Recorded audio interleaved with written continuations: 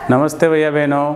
कल अपन ने पर्यावरण में हमारे जीव जंतु पढ़े थे, उसमें से कुछ शेष रह गया था, वो अभी पढ़ेंगे। पक्षी जिसमें कबूतर, मोर, चिड़िया ये सब आते हैं, जंतु पक्षी होते हैं। जो जीव जंतु हवा में उड़ते हैं उन्हें पक्षी कहते हैं।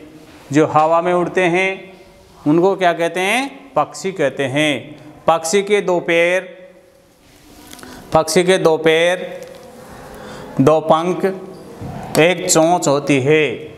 पक्षी के क्या होते हैं? दो पंख होते हैं उड़ने के लिए, और दो पैर होते हैं चलने के लिए, और एक चोंच होती है जिससे वो अपना भोजन बनाते हैं, लेते हैं। ये अपने पंखों की सहायता से उड़ते हैं। ये घोंसलों में रहते हैं, घोंसले बनाते हैं पेड़ पर, या आपके मकान में भी चिड़िया, कबूतर ये घोंसले बना करके अपने रोशनदान होते हैं, खिड़की होते हैं, उसमें रहते हैं। आगे हैं कीट होते हैं जो छोटे छोटे कीड़े होते हैं, जो हमें बहुत सारे कीड़े तो ऐसे होते हैं जो हमें दिखाई नहीं देते हैं, बहुत सारे ऐसे होते हैं जो हमें दिखाई देते हैं। कीट या कीट बहुत ही छोटे जंतु होते हैं। अधिकतर कीटों के 6 टांगें होती है। जो कीट होते हैं उनके कितने टांगें होती हैं? 6। और आदमी के कितने होते हैं? 2। पशुओं के कितने होते हैं? 4। और जो कीट होते हैं उनके 6 होती है। कुछ कीटों के पंख होते हैं, जैसे चींटी है, चींटी के पंख भी होते हैं, उड़ने वाली चींटी, और उसके पैर भी होते हैं, तो वो कीटों में गिनती आती है। सिर सर्प होता है जो पानी में भी रहता है और बाहर भी रहता है, जो रेंग कर चलता है। जैसे सांप पानी में भी रहता है और बाहर भी रहता है। केचवा पानी में भी रहता है और बाहर भी रहता है। केचवे का काम खाद बनाने में भी किया जाता है।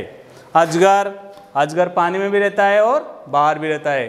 पेड़ों पे भी चढ़ जाता है अजगर। जो सांप होता है, बड़े बड़े पेड़ होते हैं उन पे भी चढ़ जाता है।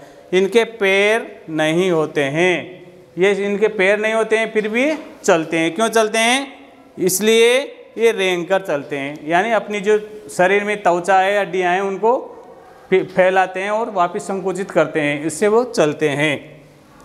छिपकली, कछुआ, गिरगिट के छोटे छोटे पैर होते हैं, इनके भी पैर होते हैं। आगे जंतुओं के आवास।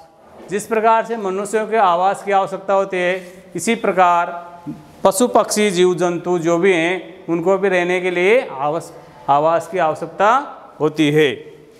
सभी जंतुओं के आवास अलग अलग तरह के होते हैं। जैसे शेर गुफा में रहता है। शेर कहाँ रहता है? गुफा में। जंगल में तो रहता है, मगर जंगल में भी उसका एक स्थान होता है, घर, वो गुफा बनाता है, गुफा में रहता है। घोड़ा अस्तबल में रहता है, अस्तबल जहाँ घोड़े बांधे जाते हैं। चूहा बिल में, पक्षी घोंसलों में, भेड़ बकरी बाड़े में रहती है, यानी उनको बाड़े में रखना पड़ता है। मकड़ी जाल बुनकर रहती है। जो मकड़ी होती है आप भी देखते होंगे अपने छत पे या कहीं किनारों पे, कोनों पे, उन पे एक मकड़ी होती है जो जाल बनाकर रहती है।